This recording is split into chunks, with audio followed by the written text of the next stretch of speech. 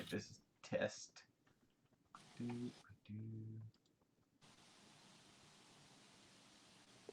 It looks like we're streaming. Ooh, excellent. It's usually a little delay, so we'll see if it catches on. Where in the world? I'm looking for you. Carmen, San Diego. No. I'm looking for the FNG channel here. And the rest of the channel. I've got too many damn channels. Oh yeah, I hear you.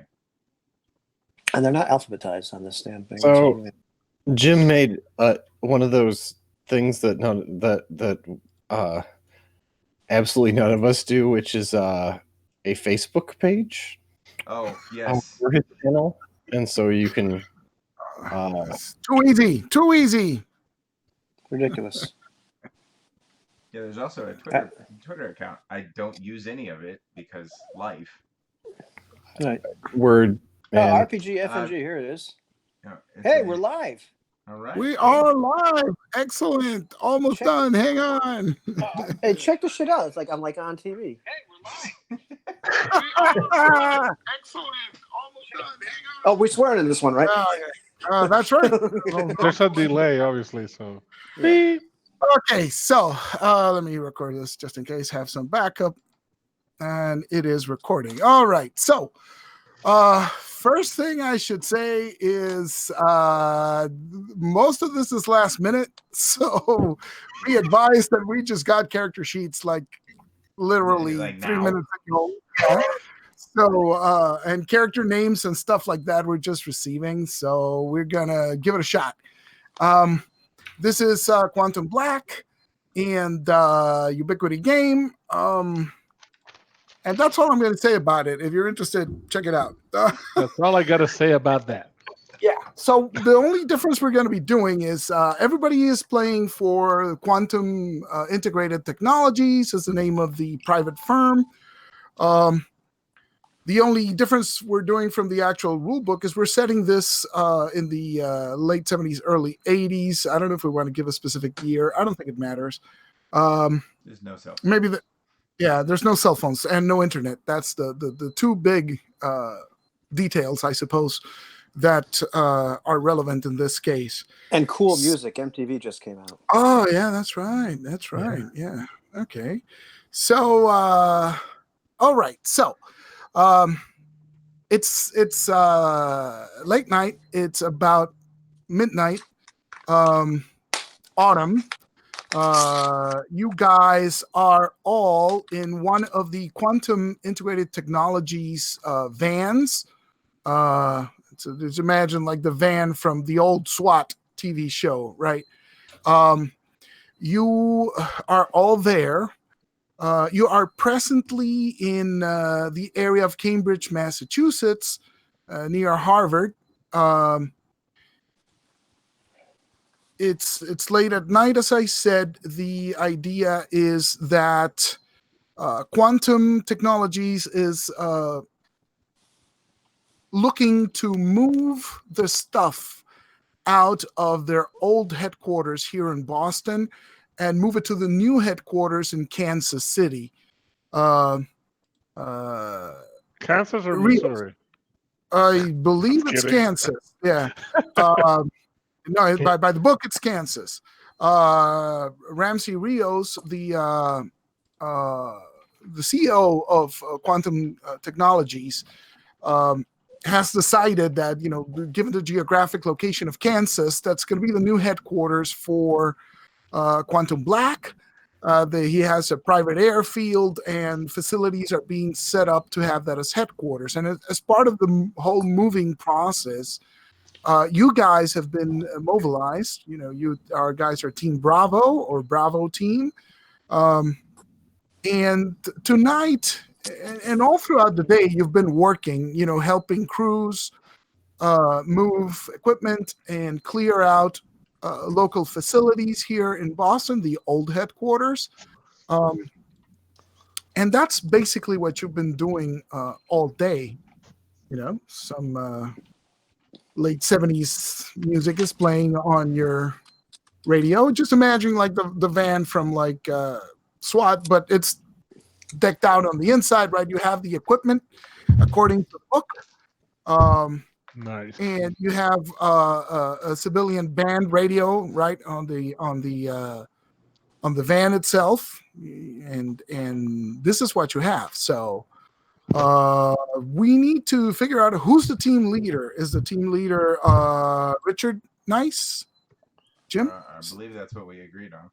Yeah. Agreed. Okay. So let's start with you, Jim, just for purposes of recording. Just tell us a little bit about Richard Nice, our team leader. Yes, Richard Nice is kind of a dark history kind of person. Taller, 6 foot, let's say 6'2", Caucasian but really tan. He's out and about quite a bit. Even despite the nighttime activities of his job, he still gets plenty of sun,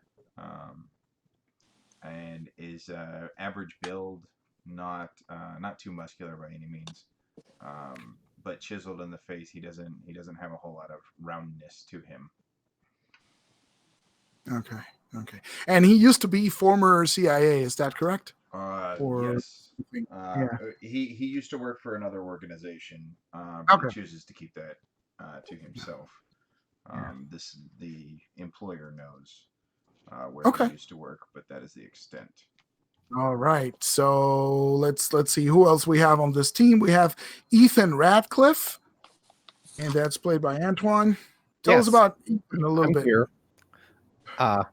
Ethan has been very distinguished in his academic career after graduating cum laude from Massachusetts Institute of Technology. And I did my postdoctoral work at USC with Dr. Guzman, and that's where I was recruited to this new company that's dealing in advanced physics and other sorts of things. It's such a great opportunity to just discover things that no one else has. Science is so crowded these days, so I certainly would like to, make some original discoveries, and so I'm very excited to be working here.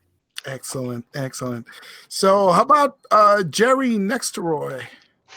Oh yeah, Jerry next to Roy. Yeah, Jerry's the son of survivalists, and he was involved in that survival type movement for a while, and just really it wasn't his thing. Jerry's kind of an inscrutable guy. He's a little bit odd and unusual, but he learned things like survival, obviously, and he's actually has access to an old fallout shelter as part of his resource, and he's really good with a gun. He can drive fairly well. He's just a bit odd, but he really has a sense of wanting to belong, and so he kind of liked the idea of being in Quantum Black, and they kind of recruited him because he ran out of some place before anything really happened, and he has this kind of talent where every once in a while, when something's about to go, or when there's a touch with something that's really supernatural, he kind of gets a weird feeling about it every once in a while. But yeah, he's happy to be part of Castle Bravo. Yeah, Team Bravo, the shrimp device. Cool. And you are an artist of sorts, right? You're a sculptor. Sculpture? Yeah. Okay. Yeah, a lot of sculpture. Okay, cool. Not like Michelangelo's David. Or like Goliath. And we also have Stan Leeds with us. No relation to anybody else.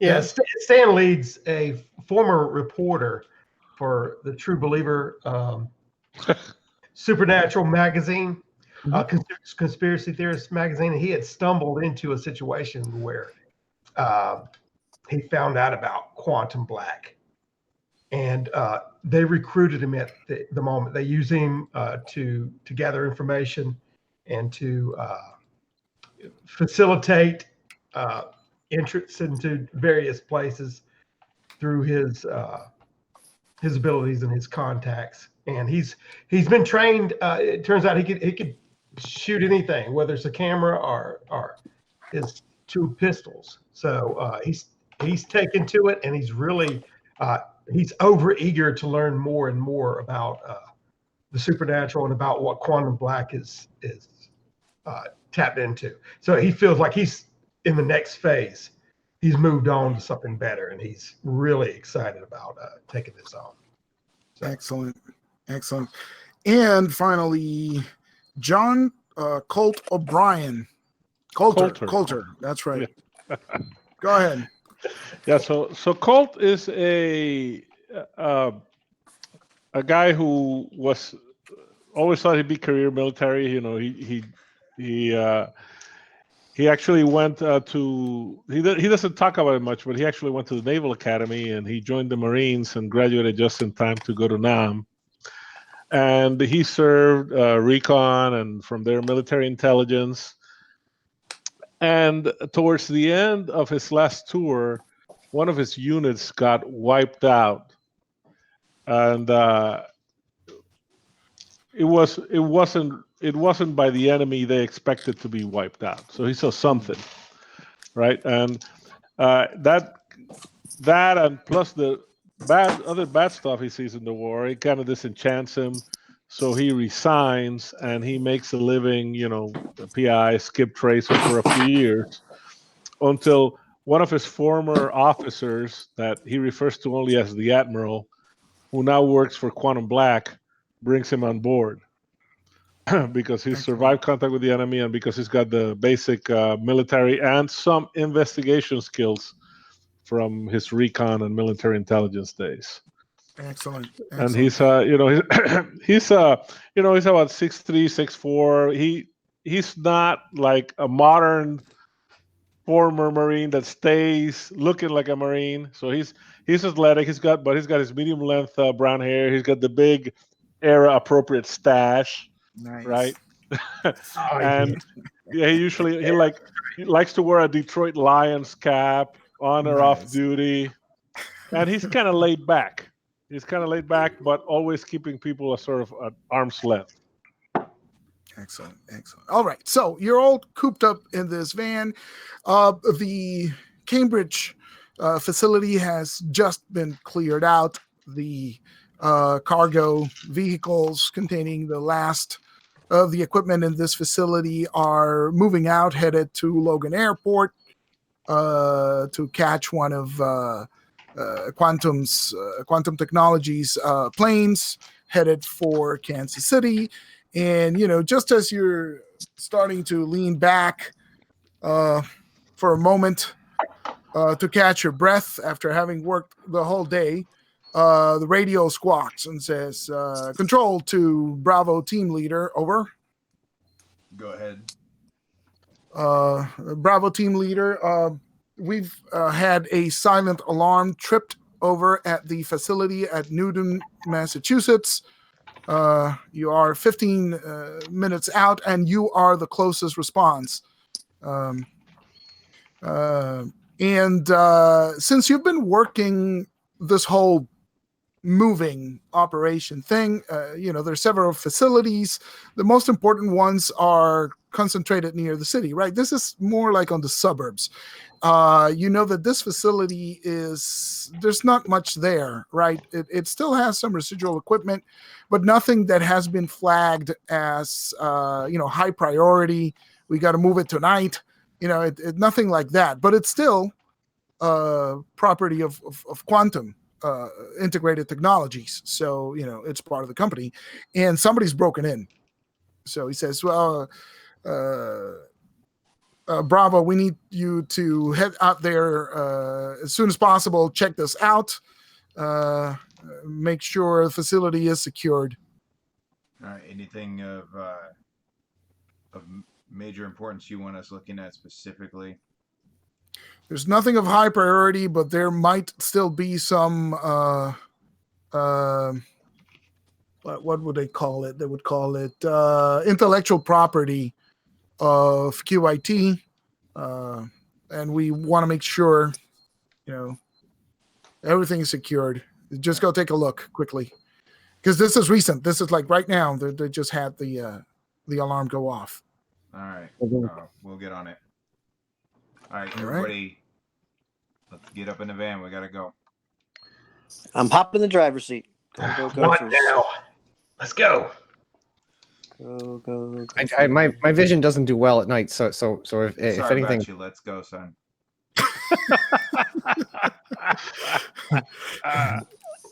Finish the sandwich.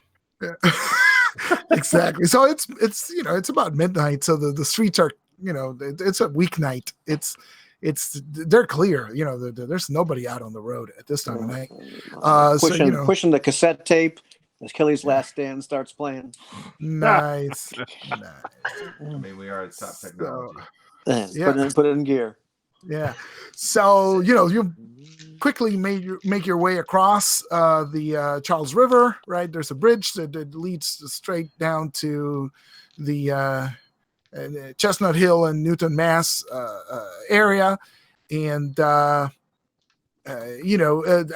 you move quickly, you hit Chestnut Hill, which is almost a suburb, and 3 minutes later, you're in Newton, which is right through a truly a suburb, and it's getting more out to the outskirts, and eventually after a couple of turns, you make it to the area of the facility. There's chain link fence all around the place, but there's no personnel, at the area. There's no security guards or anything. They're moving.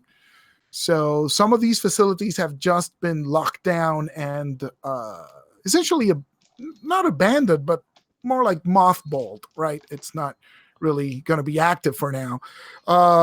Then as you approach, you notice that the who has perception greater than 3 or more.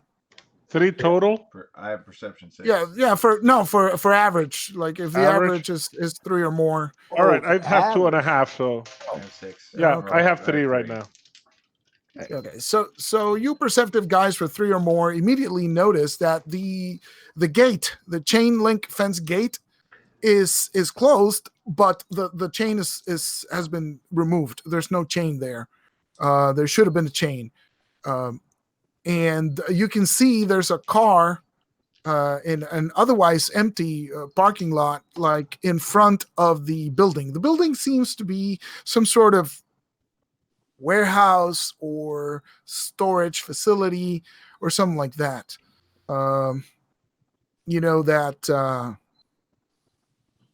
They have, the Rios's plan is to have, facilities scattered all over America, right? Partly to move his product and to have local bases of operation, but he also means some of these facilities to serve the purposes of Quantum Black teams, right? And this seems to be like a depot for stuff that would be useful for Quantum Black teams, right?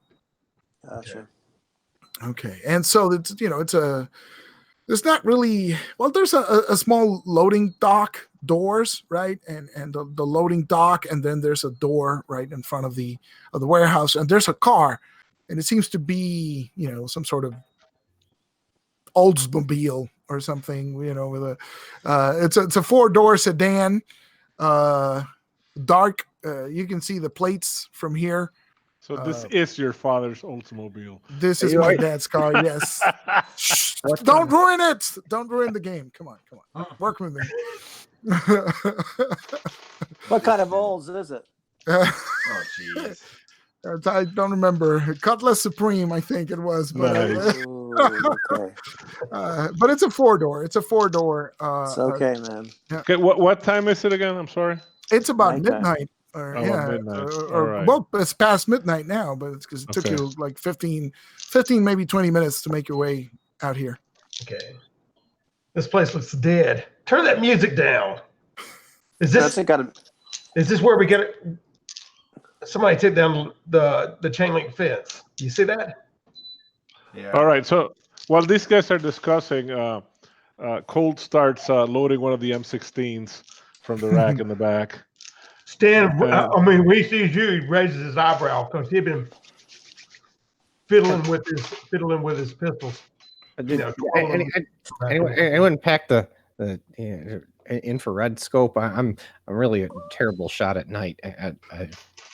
Do we happen to have one of those in the van? Yeah, there's a couple here. He hands him one of the night vision. What, is there any ambient light or street lights out there or anything? There's street lights on the street, and so it does illuminate portions of the parking lot. You notice that there should be a light by the door, not the dock loading, but by the door, regular door, right? There should be a light right there. It's out. Power's down. Right, but just another But question. the street lights are, The gate to get into the parking lot is still closed, right? It's just that they've removed the chain. Closed. They've removed the chain, exactly. All right, so, somebody all right. broke in, yeah. So, all right, leads, let's get out there. You open the gate, I'll cover you so the guys can drive in. Yep. Let's do it. Okay. All right. Looks like the power's down on the place. No, well, that's what you see from out here. You know what? I should get the perception scores for everybody before we proceed, because otherwise it's going to be clumsy. Yeah. Perception. Ethan, perception score. I have a 7, but I have the bad Nice. sight, which is explicitly described as especially true at night. Okay. Jerry. Jerry's got 5 dice. 5 dice. So it's 2.5. Richard. 6. So 3. 6. 3. Stan. 5. 5. So 2+. And Colt. 2+. 2+. Got it. Excellent. All right. So good to know. Good to know. Yeah, what do you guys do? So as soon as he's open the door. Yeah, as soon as Nice gives the okay, we get out, and basically the idea is that Colt will be on the lookout for trouble as Stan opens the gates. Okay. I hop out the van as soon as this side door, I assume, slides open, and run over there. And is it locked? No, the gate is pulled back or swing out or what? It's one of those that you roll over to the side to let the cars go in and out. Yeah. Okay, I get a hold of it and I start pulling back. And while I'm doing that, I'm scanning and looking at the building itself, trying to perceive anything or any movement, or to see if there's any internal lighting. Mm-hmm. Right. No, you don't see Okay. anything. All right, I'm pulling it back. I turn around and look at them, to wave them on. Okay.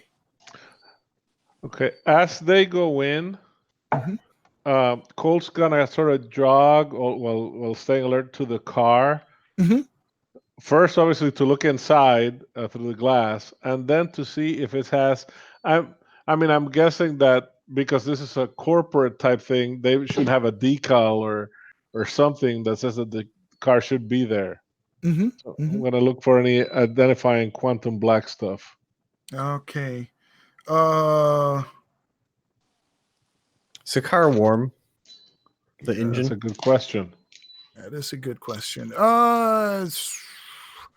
Okay, so you don't see any decals or any identifying information that would indicate that this is a vehicle belonging to a specific company. You don't see any parking permits, right? Like it would, no stickers that could be confused or interpreted as being parking stickers for a job. The car, it's been 15 minutes. It's autumn. I don't know. Is the car still warm after 15 or 20 minutes? No, those are usually. Yeah. So it's a little bit warm. Yeah. In that day and age, it might have still stunk too. That's true. That's true. That is true. I remember that. So do we have shotguns in this van, right? Say what? Do we have shotguns in this van? I don't know. Jose is the. Well, if you're a combat guy, you have a choice between a shotgun and a hunting rifle. So. Oh, okay. All right. Yeah. I'll grab one of the shotguns. Standard operating procedure. So the chain that would have been on the gate is completely gone. It's gone. Yeah. Well, no, actually, you because you have very high perception. You see it lying in the grass. Beside the little hut, the guard hut that they would have to somebody chopped it and it's been cut with like bolt cutters. Car locked? What? Is the car locked? The car is not locked. Oh, okay, good. I'm getting in. I'm popping the trunk or popping the hood rather. Okay, so you. I'm just gonna pocket the links that were cut. Sure. Yeah. Sure. I mean, there's a lock with it, right? So it's just the whole the chain had a lock, and somebody cut one of the links, and chain fell out, and they threw it down. Taking the tool mark. Sure. And when Jeffrey opens the Jeffrey, who the hell is Jerry? Sorry, Jerry. Sorry, Jerry. So when Jerry opens the door, the light comes on, and you see that there's blood in the driver's seat. Not the driver's seat, the passenger seat. There's blood on the seat. And what else would you see? And I think that's about it. You see some blood on the passenger's seat. Ethan's gonna. Did you guys say that there's blood in the car? Everybody quiet. Yeah, you have walkie-talkie, so you use those squawk, right? I didn't say anything. So I'm just pointing it out. Yeah, Cole, everybody, stay quiet. These people are still here. Yeah. Well, I'm popping the hood. Mm-hmm. I'm pulling the coil wire. Oh, cool. then I'm closing the hood and putting the coil wire in my pocket. They're not going anywhere. Stan's looking to see if there's tracks and where they might have led from to go inside the car is a mess. Yeah. It's asphalt, right? So there's no real real tracks. And well, you know what? Give me a perception roll. I'm gonna make you roll for it. Yeah. No, I'm gonna make you roll for it because I think it's tough, right? Go for it.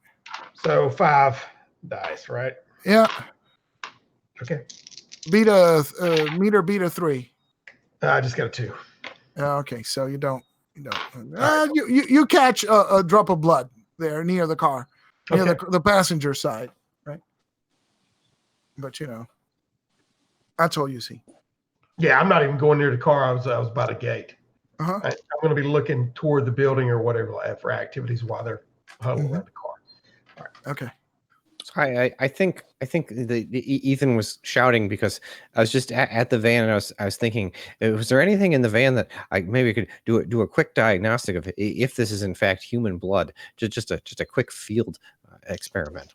Ooh, that takes a couple of minutes though. You can do it, but it takes a couple of minutes. What are the rest of you guys doing while he goes back and does that? Oh yeah, don't wait on me. Yeah, I'm cocking the shotgun, looking at Colt, say standard operating procedure, shake and bake. let's go. Nice. Let's at least. So Colt looks at Richard. So do we call him Richard, Rick, or Mr. Nice? There's a reference to the movie there. Richard. I think Richie. We have a schematic of this place since it is owned by Quantum Industries. As far as yes, we would have it. So he goes, nice. I think Jerry and I will go secure the door while you guys get done here. All right, sounds good. Move out, make it happen.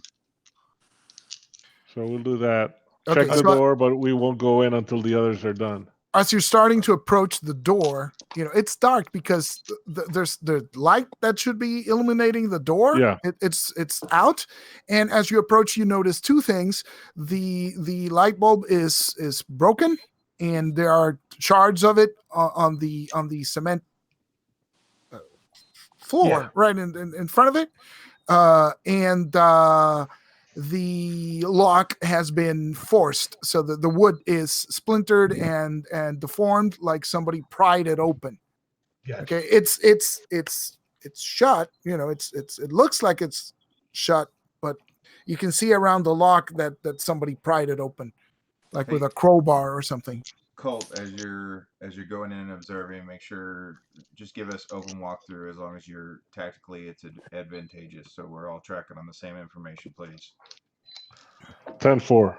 Now, can we post up? Is there windows where we can get a vantage point and provide cover while they're going in this place? If Colt's coming in. There are windows to this, beside the door. There are 2 windows, but they have Venetian blinds and they're shut. Gotcha. So you can't look inside. Shut up or shut down?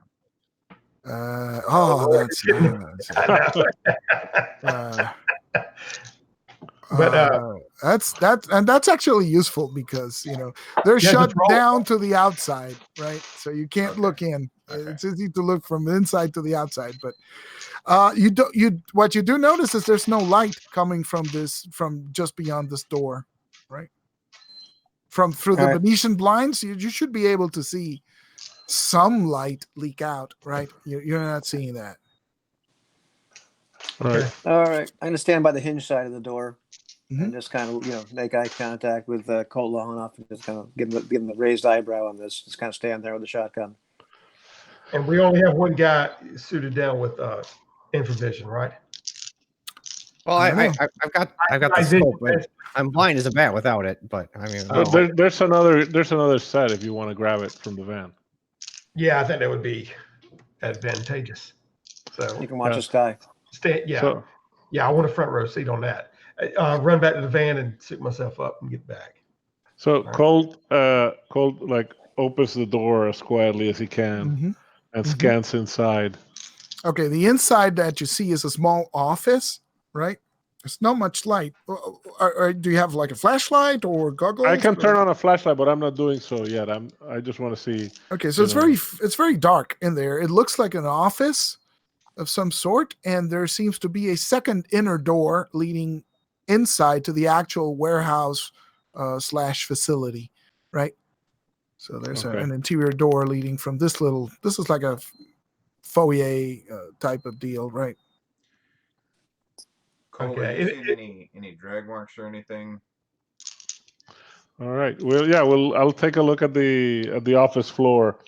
What Cole was so he let with some sadness he let the M16 hand on the sling, Mhm. switch on his flashlight and draw the 45.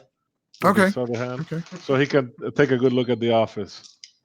Okay, so it seems to be empty. It's there's empty space where the computer would be, right? One of those huge home computers. The desk seems to be cleared of anything, right? The facility has been mothballed, so there's a phone, but not much else, right? Everything else is, it looks, there's cabinets and stuff like that, but you don't see like papers, you don't see, documents, pens. It looks like a mothballed facility, right? And does the furthest door looks like it's been forced to? Yeah, it has, yes. And Awesome. there is, you notice some blood in like between where you are and the inner door. There's a little bit of blood. Okay. Yeah. So he holsters the pistol and activates the walkie-talkie and says, "Bravo team leader, this Colt. We got a guy he's been forcing his way with a crowbar deeper into his building. He's bleeding, but that's all we got so far. You want us to keep going, or you want us to wait for the rest of the team?" Colt, go ahead and wait for Leeds to catch up with you. I don't want to send you into a dark room. Okay. Understood. Without that third cover. All right. Eric, what the hell are you doing back there? You got a match on that biosig? I mean, the reagents are still mixing, but I think we may be onto something here. Yeah. What's your biology skill? Just to. Well, I happen to have a 10 in Oh all my fields of God. science. Okay. Oh, you So took it's the just a matter of well-educated. time. Yeah, it's just a matter of time. You'll have it you'll have it. If you guys want to wait for the result, it's maybe a minute left. I don't know. Jose, tell me, how long does it take to Well, it would set take. a It would take. sample and look at it on the? He said wait for leads anyway, so it's going to Wait, take. wait, leads. what's he doing? He wants to He's look at checking it the under blood. He's looking at the blood and trying to figure out if it's human Okay, blood on the microscope. Under the Conduct microscope? Yeah. rudimentary analysis. No, Oh, yeah. I mean that takes if he's not gonna stain it, right? Because he's not gonna have a time to do a right Giemsa. So Okay. so he just enough to look at the cells and at least look. He could tell it's mammalian blood Uh-huh. probably. Uh-huh. 10 minutes at the most Okay. So to set up, So maybe just for that basic information. If he Oh, wants to okay. stain it, then it's gonna be half an hour. Okay. Yeah. And So you I have would that, be man. Yeah. and I would be very demanding in the quality of those slides, young man. Yeah. I look at McCall just like say $5 says it's kangaroo blood. So are you going to wait for him to finish that, or are you proceeding inside? What's the?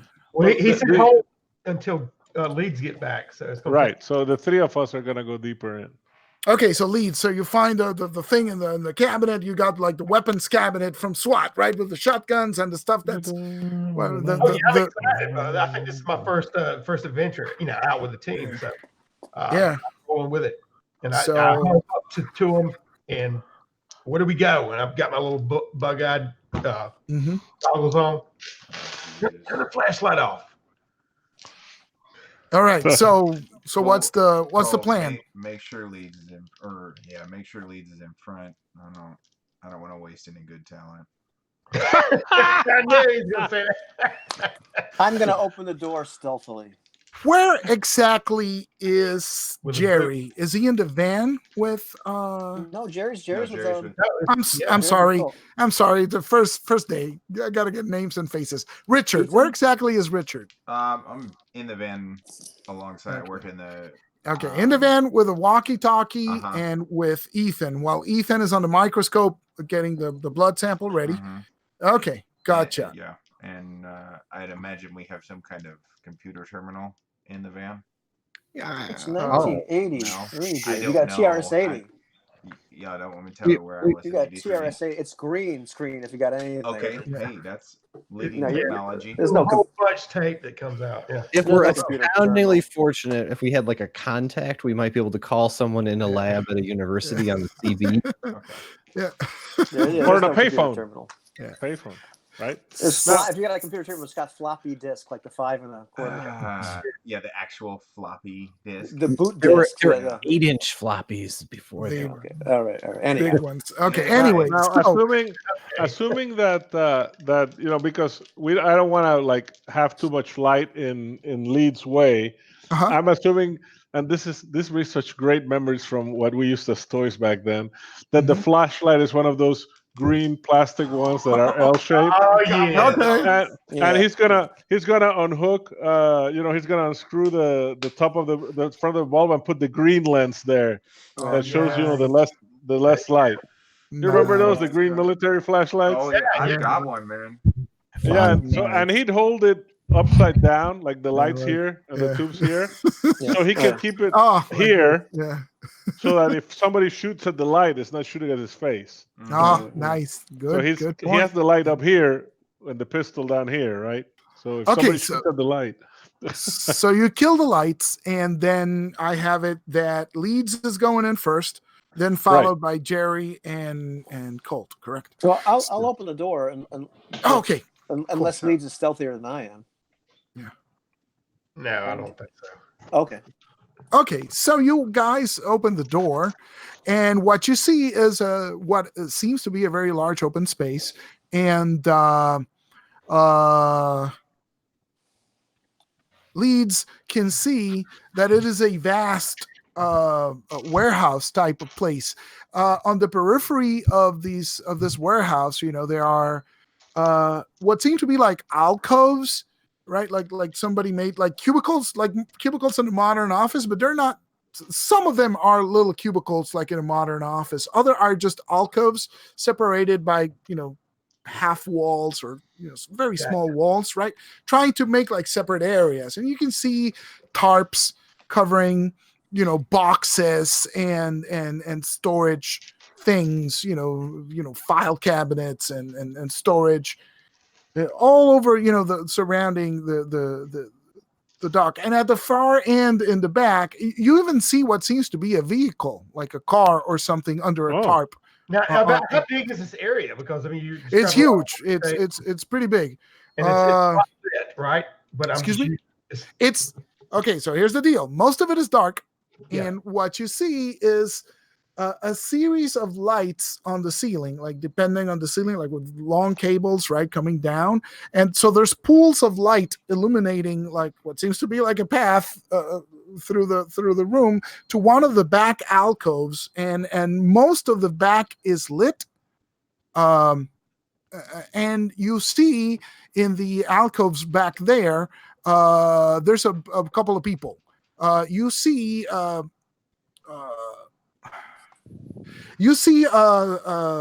in one of those alcoves, there's like a desk on it, but there's a stretcher, and there is somebody lying on a stretcher.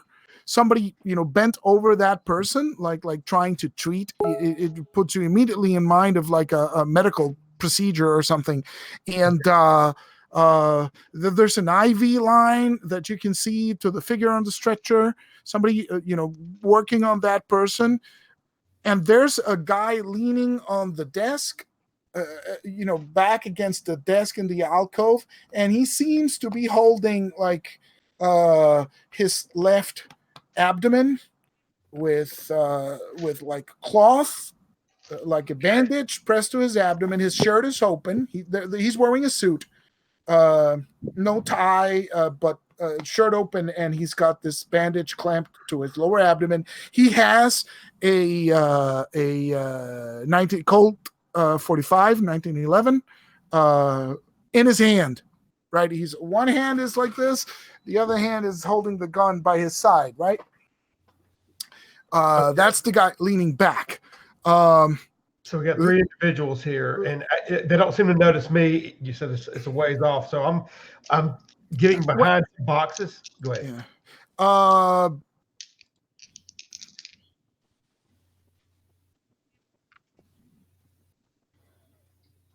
You know what? Roll. Everybody roll perception. Everybody in the room roll perception.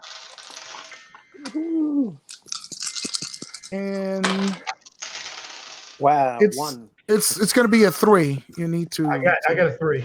Okay. So did I. 3. Okay. Exactly.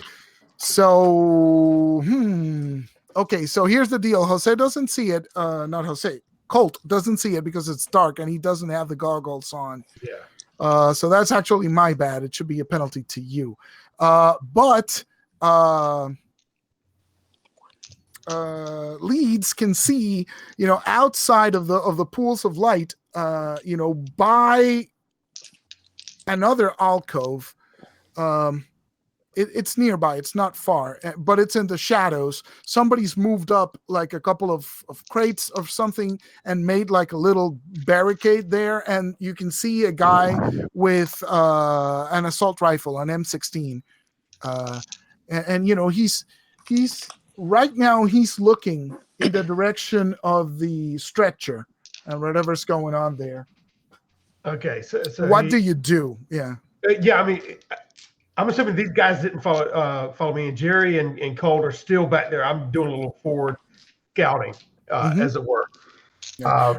Now, the acoustics in here, even if I turn on the walkie-talkie to say it, am I going to? Yeah, the walkie-talkie is going to squawk, likely. Yeah, so what I need to do is I'm going to back out and remain behind the cover to enter that room and then give them a full accounting of what's going on. And then we can get in contact with Richard. So basically, I'm backing out and to go back into that little foyer area. All right. So, all right. Colt, Jerry, and I give y'all just what's going down in there. We should get on the horn with Richard and decide what to do here. They've got a barricade over there with someone with an assault rifle. Richard's a lousy shot. I'm taking the left. Let's call it 100 feet. to have like a ballpark figure of how big this is. It's probably bigger, Okay. but let's call it 100 feet. As far as the boxes that are covered up with the tarps and stuff like that, and the filing cabinets, is there like did I see a natural progression as far as like we can leapfrog and cover each other and advancing toward them? Yeah, you can stick to the shadows and get close to them if as long as you make stealth checks and stuff like that, you can slink through the shadows and make your way over to them. But as far as on the other side too, because we could either drop in from the top or come in the back side from where they are. So that's why I want to get with Richard. Yeah. So if you guys are basically at the front wall, I think the entire back of the building with the alcoves in the back, that's all lit, right? The lights back there are lit. But then there's like this pathway of light, and you got some darkened alcoves on one side, and most of the room is dark on the other side, right? And there's light switch right next to the door. So if you're feeling that's my question. Yeah, if you're feeling it, I suppose you could turn things on and do like that. Yeah. Or shut things down and make it extremely difficult. But I didn't see any night vision on them. But No, you didn't. You didn't. No. So, but nevertheless, let's just get on the horn with Richard and devise what we need to do here. Richard's a lousy shot. I'll take the left. Well, I mean, at this time, do we have any information from Eric? Let's say that there has been enough time. Ethan, it's human blood. Yeah, you're pretty confident. Okay. You're pretty confident. Yeah. It's mammalian for sure, and it looks like blood. Yeah. Oh, okay. I mean, Sure nothing extraordinary. Yeah. Okay. So anyhow, after saying I'm taking the left. So negative on anything supernatural about that blood residue. I'm coming inside with the rifle. I back you guys up. After I said I'm taking the left, I'm literally going into the room and starting to slink down the left-hand side. Okay, so you're saying it's the narrow passage of shadows or the big area of the room trying to get behind barricade guy? Narrow passage of shadows. Whichever, through the narrower path, because that's my left. Yeah. So okay. Yeah. Like that, and then the big room on the other side. Sorry for lack of map, but honestly, no time to. Theater map. It's fine. Like quite literally, when I said Richard's a lousy shot, I kind of like look at him and say Richard's a lousy shot, look dismissive, and then start walking in like that. You do. I go shit, and then look at Cord and say, with this wide-eyed view. Colt. Yeah, sorry, wrong game. Colt's the other game. Close enough. Yeah. So Colt will report that we got four. We got at least 4 guys here. At least two of them seem to be wounded. One of them's getting tended to. They got weapons. But it doesn't look like they picked this place by accident. They had to know that there was the equipment they needed. All right. So. Do you need one more? Could you try and take him down? Let's at least secure him. Jerry's already entered the area. Okay. Of course he has. Evan, if you're gonna load up, get in there quick because they need you.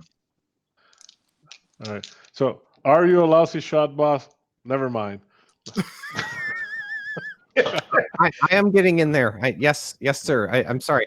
It's Ethan, not Evan. Pardon me. So,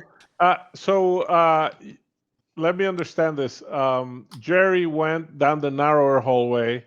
Yeah, it's the closest path to the back, I suppose. Yeah. Okay. So what? Once we go in, Colt. Well, should we speak in third person or first person? This is getting confusing. I'll try. I'll try to sneak up on the guy with the rifle. You're gonna try and what again to the guy? Sneak up on the guy with the rifle. Sneak up on. Okay, so you go through and try to pass down the wider part of the warehouse, which is in shadows, right? Right. Okay. And how about Stan?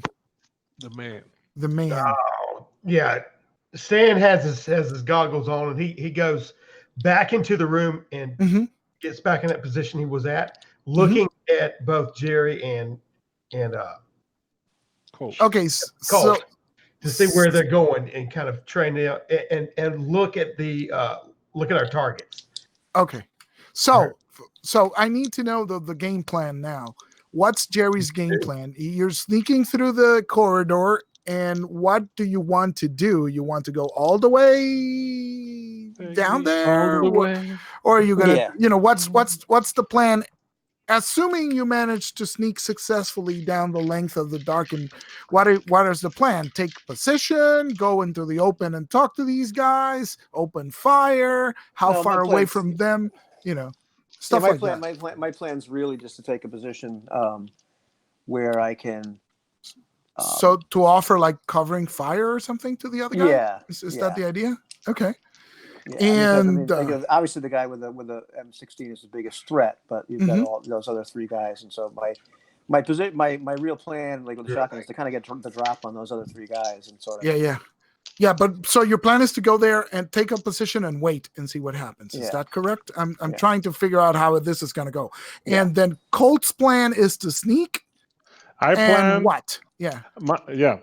What I'm going to try to do is sneak up on the guy and see if I can grab him and put my K-bar to his throat and try to force the surrender. Cool. I like that. Okay. And so it sounded, we've lost Stan. He left. So I think his plan was to observe you guys. I think he's covering you as well. Right. So Ivan, how far away from the people, say in the stretcher, do you want to get? Pretty close, like just outside their whatever pool of light they're in. Yeah, so like 20 feet, 30 feet. No, yeah, 20 feet is fine. Okay. Oh, Stan is back. So, okay, Stan, did you hear the plan? Jerry is going to sneak up and get within about 30 feet of those guys and take positions and to cover. And Colt is going to sneak up on machine gun guy, on M16 guy, and try to put the knife up to the guy's throat. Well, Stan won't know, or I won't know anything. I'm going to have to watch it unfold because we didn't leave out with a plan. So, so I'm just going to be kind of reactionary in my mindset. So you're near the doorway is what I'm picturing. You're near the doorway and you're waiting to see, looking at these guys and seeing how it unfolds. Is that correct? I sit up in a center position behind some cabinetries and just to see what they're doing to kind of gather intuitively, to work off that. Gotcha. Okay, so I'm going to need stealth checks from both Colt and Jerry, and I'm going to do perception checks for these guys. Right. I'm going to use one style point on my stealth check to roll 6 dice.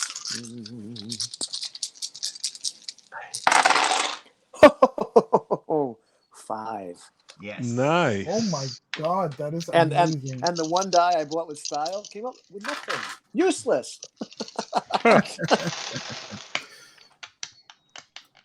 All right.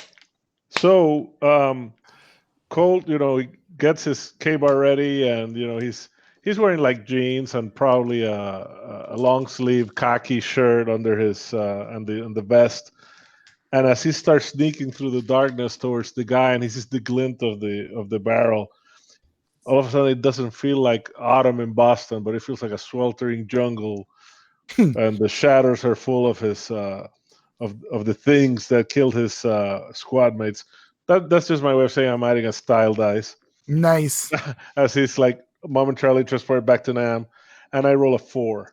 Oh, that's excellent. That's excellent. So, it's really dark. You can barely see the guy, but he's sort of outlined. Once you cross the room, you can see that he is illuminated by the backlight of the light coming from the back of the room, right? So now you can see the barricade, and now you can see the figure of the guy. He's supposed to be covering the door, but you know that he's nervously, looking at the other two.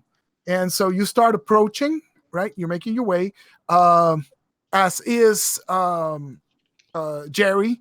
Jerry, you managed to find a position behind some cabinets, right? Some file cabinets in one of the alcoves. It's you can get into a good angle and maybe use those for cover and keep an eye on the thing. And as Colt is approaching, you hear the guy with the M16 yell out to the other two. He says, Dan, what the hell?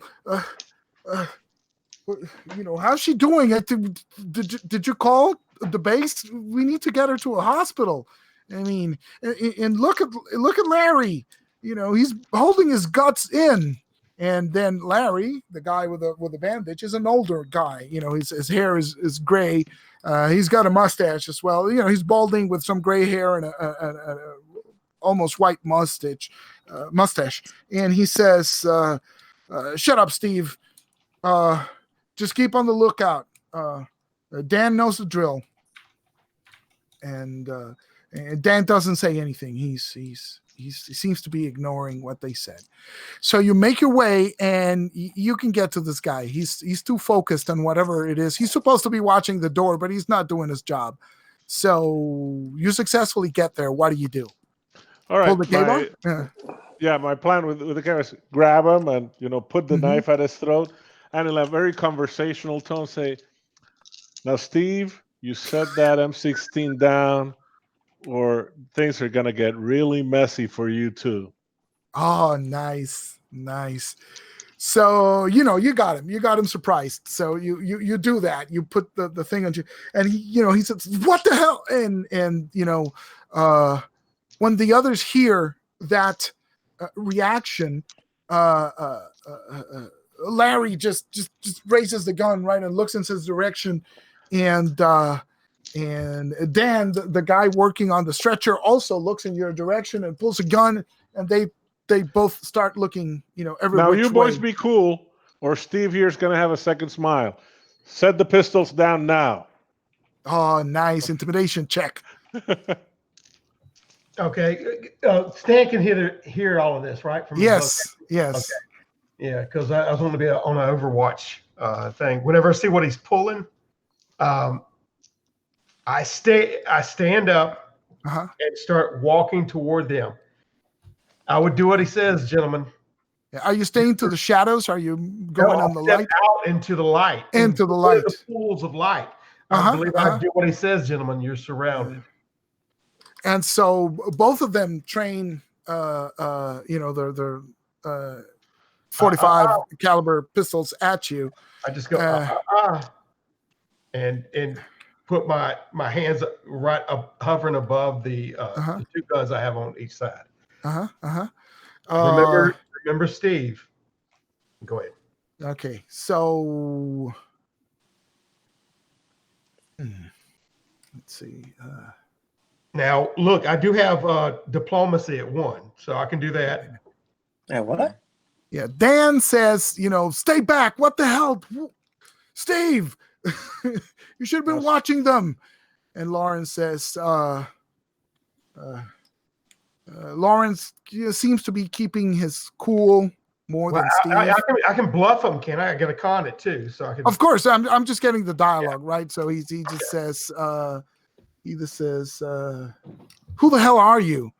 He says, and now let's, you can roll the bluff check regarding the. Okay.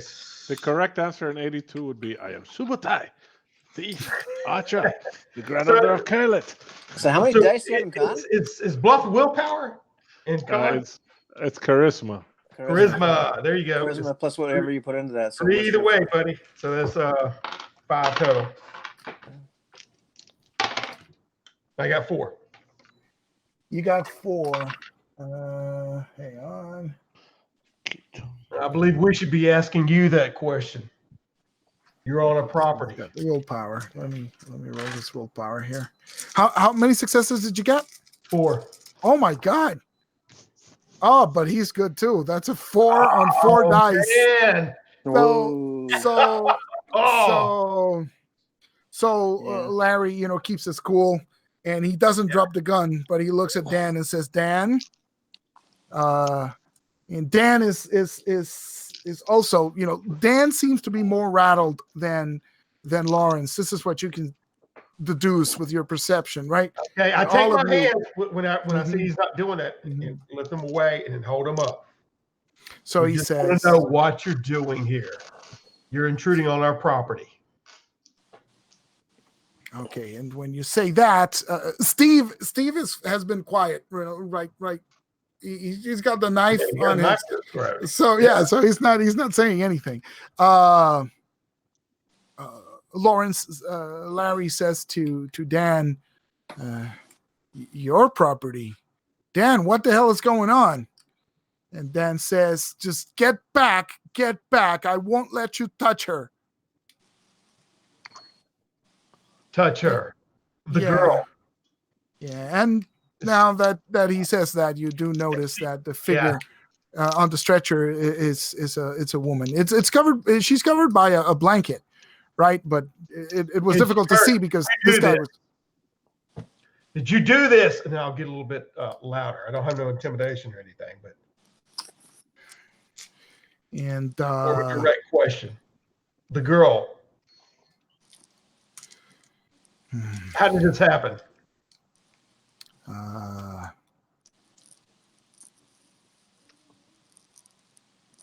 Spit it out. You know and what? I'll take two steps forward like that, and hover my hands back over the guns. Okay, so let me roll a quick check for Steve, because that perception check is still active, and he only gets one success. So Steve blurts out, "Dan, what the hell? Didn't you call control?"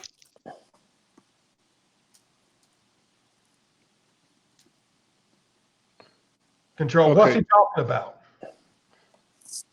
And from the shadows, they can hear, "This is ground control to Major Tom." and I just start singing, but not making my presence known otherwise. Yeah. And then I just start to go humming a little bit, like as this whole thing is going on. Yeah. So Lawrence seems to be keeping his cool, and he says, "Dan, the kid's got a point. Did you call control?" And Dan says, don't move, nobody move. And so, let's see what else is gonna. What are you playing at? Dan says, don't take your guns off them. The girl needs help now. There's no time for this. She's bleeding out. How far has Ethan made it to the? I imagine that Ethan is coming in the office, right? You reached the door, and you can hear an verbal exchange going on. Maybe you catch the very last of that, right? Can I flip my walkie on Vox? Did they have that back then? Or just keep your finger depressed on it? Yeah, you press it to talk. Oh, cool. Yeah. I think Okay, so you can do that. I want to feed them that information. Okay. All right. So you all hear that, right? Yeah. What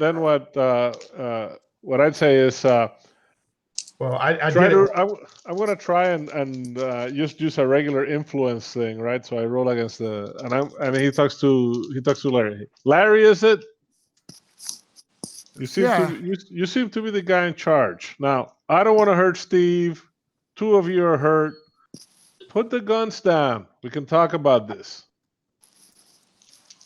Okay, roll something. Yeah, no, I'm rolling my charisma for influence, right? So can we do a teammate thing here? Sure, I guess. Why not? He's jumping in. So I got the bonus dice from. Yeah. What do you say before I roll?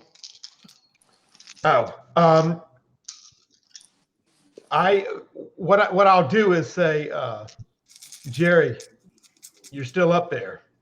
Keep your eye on them. Just adding a little bit of more weight on their shoulders.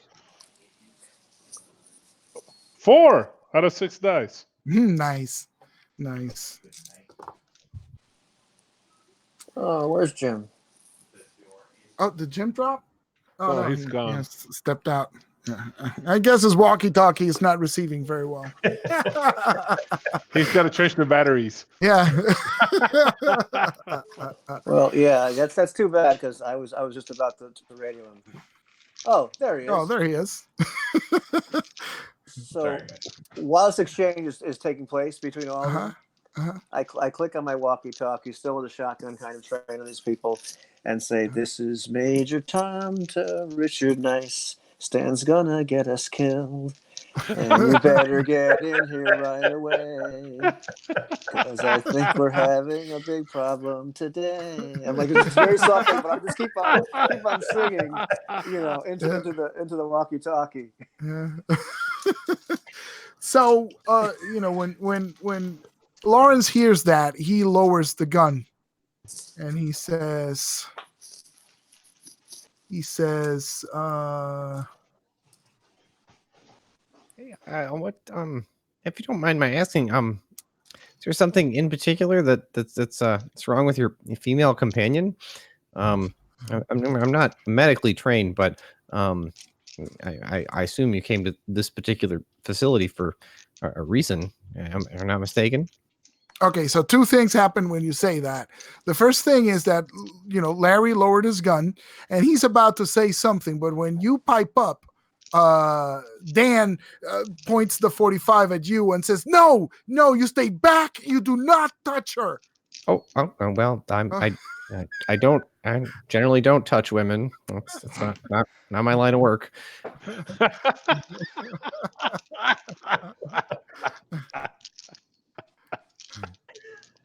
But maybe we could talk about what's going on here. That just in a rational, intelligent fashion. Okay, And then so we have I do have an open mic that I'm listening in on, correct? Yes. Okay. Yeah, I got the walkie depressed. Okay, so I'm gonna walk in on Colts. Like I'm gonna page into Colts directly.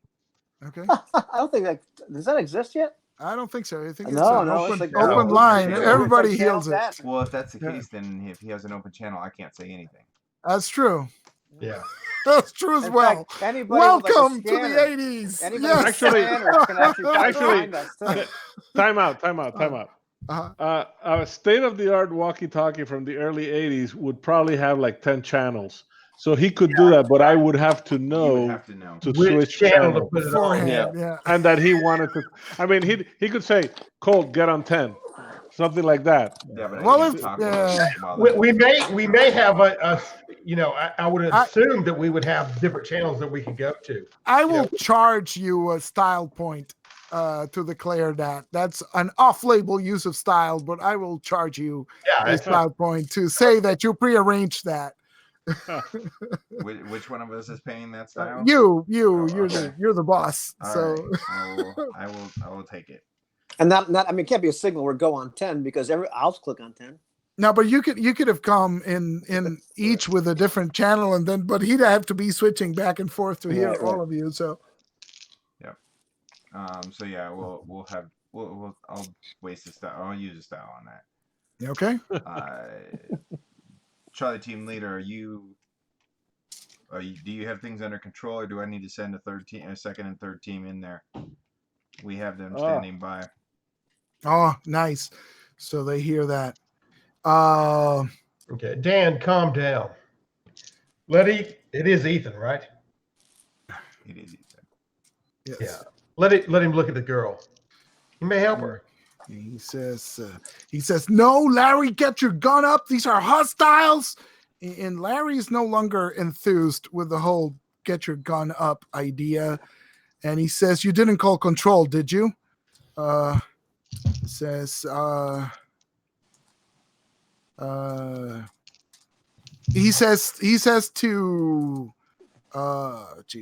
names. Stan. He says to Stan, he says, this is Team Oscar. Did Control send you? You all hear this, right? Right. Mm-hmm. Yeah. Okay, I'm looking both ways and waiting to hear something from Richard. Richard, did you hear that?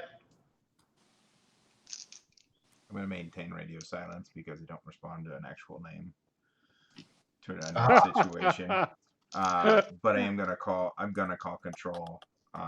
After hearing that, I'm going to call control Okay. and go and give them the Whiskey Tango Foxtrot.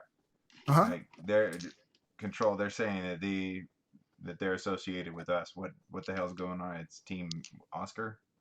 Yes. Team Oscar. What the? Stand by, Bravo. Stand by. I've got people under fire in a hostile situation. We have wounded. I want to know Confirmed. what the hell's going on. Confirm, Bravo. We have an active Oscar team in the area of Massachusetts. They're not supposed to be there. Well, what the hell do you want me to do with them? Well, if it is Oscar, find out what the hell is happening. They broke in. They didn't report. This is all against protocol, right? So whatever they did, it's against protocol. They're supposed to, if you were going to go to a facility, you could have just called and said, "Hey, we need a facility," Right. And Can you verify it with their profiles? Sure. That they are Team Oscar? But Stan's worried about the girl. Right. Yeah. Do I see? I've been ironing her. Do I see any blood dropping? You said she's covered with some kind of a tarp, right? Yeah, but no blood. There's no it's blood. on a stretcher, so. I'm given to search my memory since I have total recall. After all, I ace every test. So I'm just wondering, have I ever heard anything about a Team Oscar? Maybe during my training for Quantum Industries. There's multiple teams, and that Rios doesn't, you're not Bravo team because you were the second team recruited, right? Like he switches the names around, and it's part of, it's standard tradecraft, right? You give SEAL Team 6 is not the sixth. There's not, they're not necessarily the sixth SEAL team. It's just a number to confuse, right? I read you.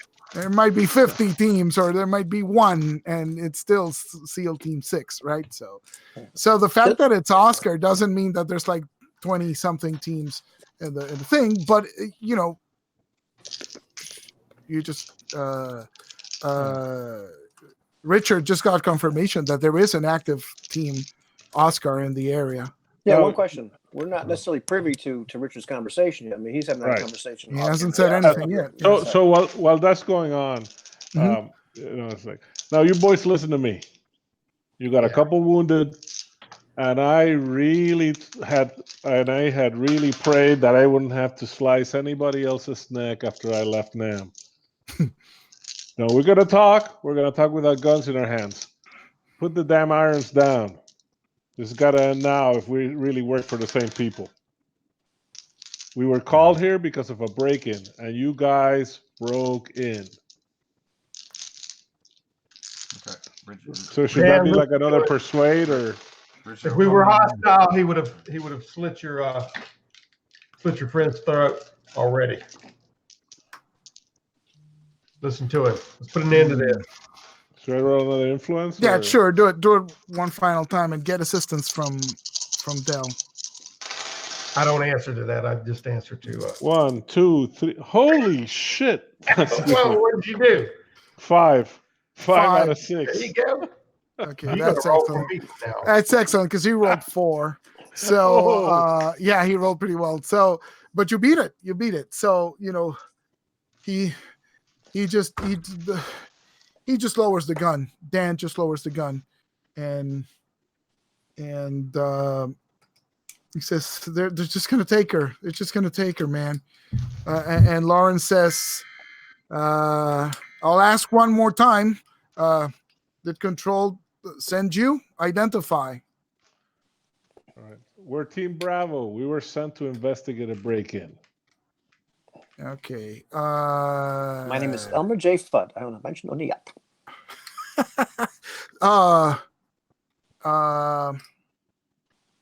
Richard, Control chimes in and gives you a number. It just spouts off a number sequence, verify with 8675309. 8675309. Yes, why not? Why not? Let's keep it. Let's keep it topical, right? They go verify Transylvania 65000. verify Oscar 8675309. Team lead. Yeah. Please verify Oscar 867350. Or wait, no. See, you're showing me. Think it. Think it. See, I can't say it out of. I'm trying to it. say it out of in rhythm. Sing it. All right. Larry, is it? Yeah. So, wait, I'm supposed to tell them the number? Yeah. All right. That'll. Verification number 8675309. And Larry goes, "Oh, thank God," and drops the gun and raises one hand. He keeps the other pressed to his side, and you see that the cloth he's holding is bloody, right? All right. So this, he's hit, he's wounded, and he says, and he tells you, he's like, "I can't raise my other hand. I'm hit." It's okay, brother. So Cole will sheath his knife. Search Steve, keeps a grab out of scruff of Steve's neck, searches him for a pistol. Yeah. If he has one, he'll remove it. He'll take Steve's rifle and prod him towards his team, with his own rifle. Yeah. It'll keep in mind on the sling. Steve looks very confused. He's like, what the hell is going on? And he says so. He says, like, Dan, what the hell? These are our team. These guys are on our side, and you can. It's pretty obvious now. There's a huge confusion here. Who is with who? And Dan just looks defeated. He just drops the gun on the floor. Hey, Stan's walking up to him. Ethan, please check on that girl. Team lead, to the code verify. It's verified. Bravo leader, and the situation is diffused. Firearms are down by Good, Team let's Oscar. find out why the hell Control doesn't know why they're here, please. We will. So Ethan is approaching the girl. Yeah. I'm gonna to have a look and just try and figure out what I can tell about what's happened to her. Do you have medicine or just the sciences? No. Yeah. I'm afraid I was too squeamish for medical school. Okay, but you can see, it's saline solution. You see some vials of what seem to be, they're clearly labeled anti-venom, and you see what else would you see? IV drip or whatever. There's discarded gauze packages and stuff like that. And hang on one second, I gotta take this skull. We should set up. I think obviously for the radio, we should set up Bravo 1 to 4. Obviously Bravo leader and then Bravo 1 to 4, so that we won't be using names on radio. I think. There we go. Yeah. Call signs. Yeah. When Leeds comes back to the van, he's getting put up against it. Star Wars is my favorite. I got everybody out. Yeah. Yeah. I want to be B4. Our cover name. And it works perfectly for that rookie mindset kind of thing. Yeah. That works perfect. Leeds will get put up against the van. I'm calling dibs on B4. B4. I like it. It's so challenging not to play the want to engage in violence guy. That's in my nature. Should we pick like insect names or whatever, like it was suggested before? Yeah, we decided to do the Bravo, the military alphabet instead. Oh man, but Widowmaker would be cool. Go ahead. Okay, back. So Yeah, that's Stan would be Grasshopper. Oh my god. so. Okay, so you guys approach, and as you're approaching, the girl starts to seize up on the table. She starts going into seizures, and the sheet sort of falls off her body as she's starting to seize. Right, she's starting. Her legs and arms are flailing about, so that this dislodges the sheet. And you can see that her abdomen is distended, almost like she's pregnant, right? It looks wrong. There are some, well, you don't notice the rest of the medications on the table. This is what What the hell? she's seizing. And, whoever's there starts freaking out. Steve starts going, what the hell is going on? And Stan runs over there to grab her ankles and kind of keep her or to help stabilize her from falling off the stretcher. Okay. So you grab her legs and nobody's gonna put a spoon in her mouth. Break her teeth. Okay, so she's starting to seize. Dan tries to grab her head, just to keep her from hurting himself, from banging her head on the back of the stretcher, right? And as she's doing that, you see that she starts. You hear bones starting to snap. Shit! And you see the skin of her forearm sort of like stretches out to the side, right? Like it suddenly becomes wide, both of them, and the skin starts to rip, and blood starts to pour out of that. And the same thing is happening to her legs. Each leg seems to be splitting in two, and her eyes sort of bulge out and start to like writhe. And oh no, the irises on her eyes sort of split like cells dividing, and suddenly it's a bunch of eyes looking at you, and her limbs just fly apart, and instead of 4 limbs she now has 8, and fangs come out of her mouth, and everybody has to do a sanity check as this woman turns into a monster. Right. Hey, I've got supernatural lore. I don't know if this could help me identify her. Yeah, she's a fucking monster, man. It's gonna help right after you rolled a resilience. I need to know her name so I can call it out. All right. What's our difficulty? The difficulty is 6. Holy shit! No way. 6. So if you want to spend time or something, you might want to start here. Okay. Oh my goodness. The way this works is whatever you miss the difficulty by, that's a penalty that you take. But each round we're going to reduce that penalty until it falls back to 0. Right? I pick up -1. Okay, so that means that you're for the first round you're completely, you're just -1 to everything. But on the second round you're at regular rate. So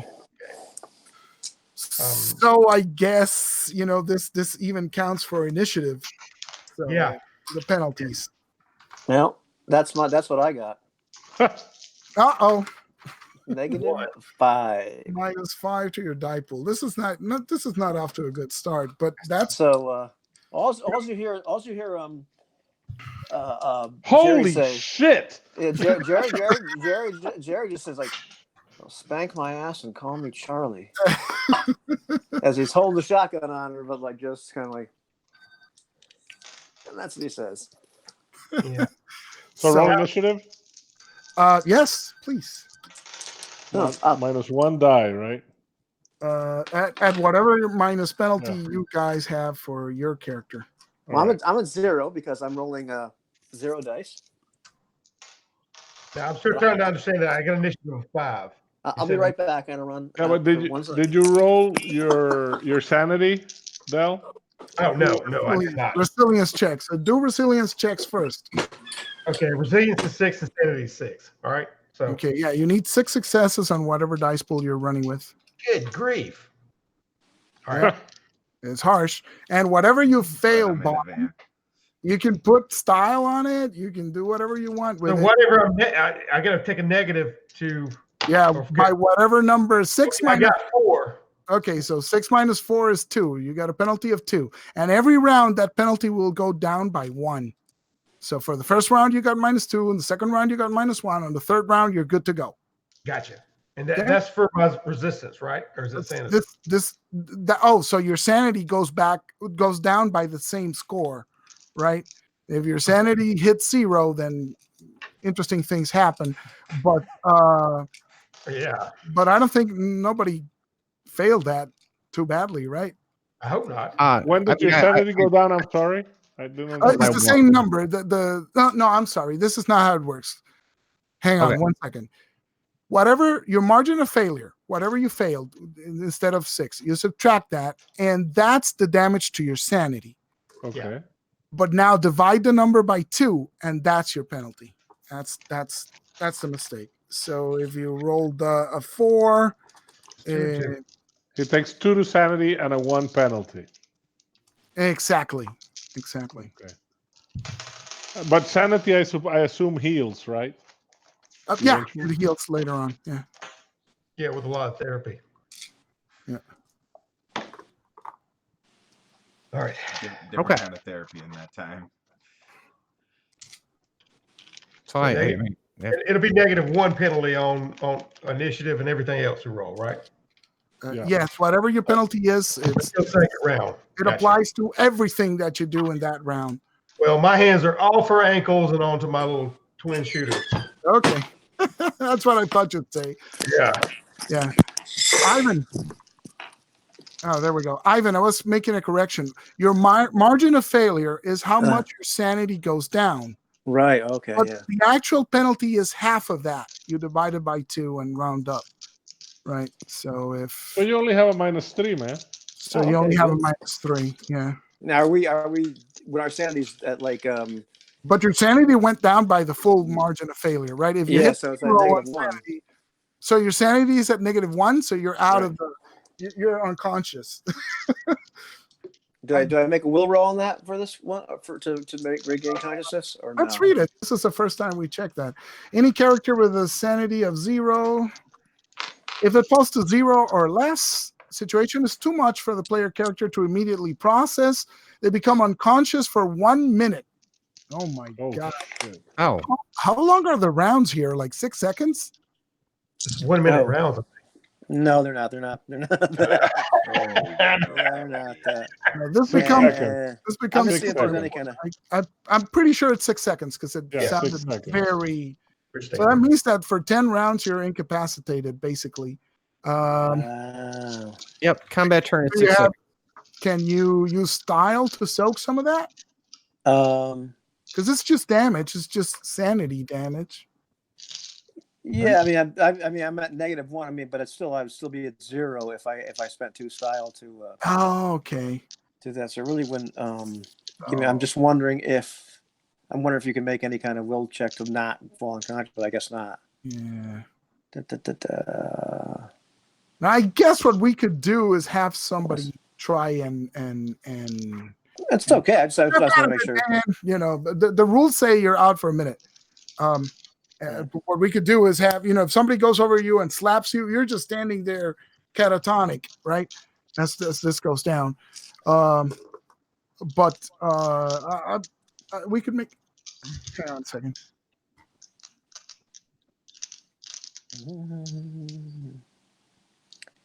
There's too much flavor on the press for a minute. After a minute, they must. After a minute, they can make a willpower check. Yeah. Okay, yeah. So I'm pretty much out for a minute. So you're out for a minute, which is 10 rounds. Yeah. Which, Okay. There I am. I'm just spanking. But I'm amenable to somebody slapping you, and Yeah, but he's up on that mezzanine, ain't he? Or something. No, he's down there. He's just in the shadows behind. Slap him if I can get over there. Yeah. So let's roll initiative is what we should do. All right then. A little bit faster at that. Did anybody scream particularly? Yeah, I said, "Holy shit!" Okay. I'm wondering myself if the girl's screaming. Oh yeah, she's the screaming and then writing and banging on the table. Boom, boom, boom. Screams are changing too. Yeah. Yeah, did we ever have any indication that like she started seizing, but was she ever conscious before that? No, you didn't see her conscious before that. Yeah. Bravo Okay, one, what the hell is going on in there? Colt and I'm trying to memorize everybody's name. Jerry, Ethan, Richard, Colt, and in the place where you are. Stan the man. There we go. Yeah. Okay, initiative. Who has what? Stan. Okay, I rolled 2. You said -1, so it's 1, right? Okay, yeah. For the next time, when it says a penalty of 2, just take the dice off and don't even roll those dice. Colt. 2. Richard. Wait, I'm taking initiative even though I'm in the van? Yeah, Yeah, you might. you just heard it. Well. If you're gonna, you're just staying there. It's like, nope, not even going there. But if you want to do something, we might as well have you in the initiative order. Okay. So roll initiative, and you haven't rolled sanity because you don't know what's going on. Okay, so that's what maybe that's where I was. So we got a goddamn monster here. Yeah. While You rolls, dropped that ball. Ethan, what's your initiative? It's 2. 2. Jerry's out. Jerry is out. Oh man, that really sucks. Oh geez. And of course, I'm in the dark. For people that want to slap me, I'm in the dark, and probably I imagine everybody's looking at the damn spider, not at Jerry. I know. Nobody's even thinking about Jerry right now. Yeah, spank my ass and call me Charlie. Okay, but fortunately for you guys, she rolled a 2 in her initiative. So that means that, Ethan and Colt, let's have Ethan and Colt do something. Ethan, what do? You're right next to her, to the stretcher while this was going on.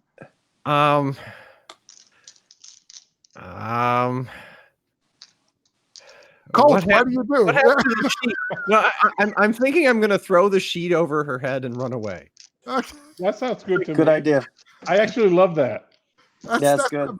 Okay, so you pick up the sheet, which is almost on the floor, and throw it on top of her and turn around and hold him. I'm gonna run away. Run away! Yeah. Colt. All right, Colt goes into instinct, right? So he shouts contact, and he starts backing away as he cuts loose with a full burst from the M16, shooting like 20 shots into her.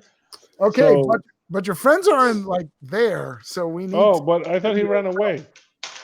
But what's his face? Dan is holding her head. Oh, okay. And let me check Stan is holding her legs. Before I thought she was a spider now. She is, but he's there. I don't know. Okay. He hasn't said. Let me look at the modifiers. He's in the process of backing away, but he's that's fine. Let me look at the modifiers. It's just Stan. Well, the thing is, actually Stan just probably gave me a style point because this is duty. I can't shoot. I can't do what I want because he's in the freaking way. That's my motivation. I suppose you could hold your action or something. No, I'm not gonna hold my action. I'm gonna do something. But where's the freaking range modifiers shooting into? I saw that. There's a I saw it, but weapon modifiers, range, visibility, wound penalties. It's probably a -2 or something. Cover. I think that's it. Oh, it's cover, but if you miss, you hit your buddy. If you botch it, you hit your buddy. Right. Okay. So it depends on how big she is, whether they give her anywhere from a +1 to a +8. I don't think they're doing full cover. So no, partial cover. Let's call it a 2, right? Partial cover is 2. correct? No, partial is 1, half is 2. No, partial is 1. Partial is good. Yeah. All right, so she gets +1 to her defense. Okay. So let's do it, man. Rock and roll. Let's rock. I have a -1, but the full burst gives me a +3, so I am at +2. 2, 4, 6. There we go.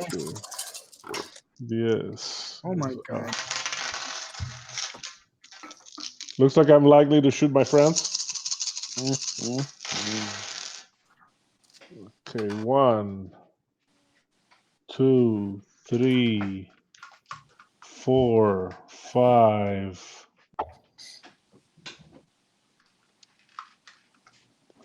6, 7, 9. You hit her with 9 On 14 dice. on 14 dice. Jesus. Okay, and you're doing what? Auto fire with the Auto fire. Yeah, he flips the switch and says, This is MC. "Contact!"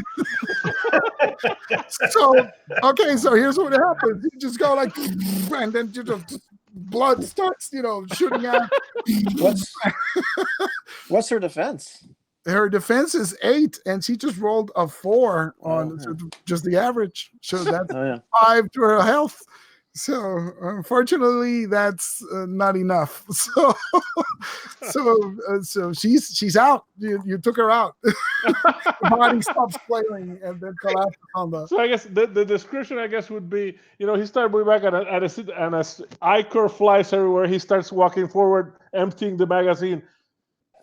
Get away from her! Get away from her! Because I'm still rattled too.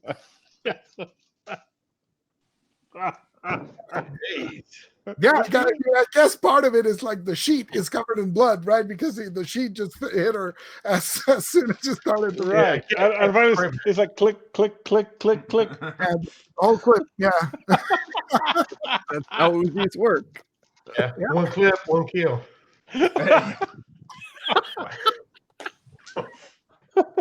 Wow. So Dan. I can imagine Richard back in the bathroom. What the hell's going on there? Yeah, he just hears the gunfire, and Dan pulls off the sheet and starts screaming, "Linda, Linda!" But Linda ain't here no more. So, and that's probably a good stopping point right at the 11 o'clock mark. Holy shit! So that's intense. It got my heartbeat up, man. I thought we were dead. Well, it's Well, I know. I thought that was really good because, it's the classic horror setup. And I've already probably put my gun behind me, in a shoulder, a disarm. Hi, are you the thing? Yes, he is. I also have this great image of Stan the Man covered with Icor, with Spider Icor. Nice. Yeah.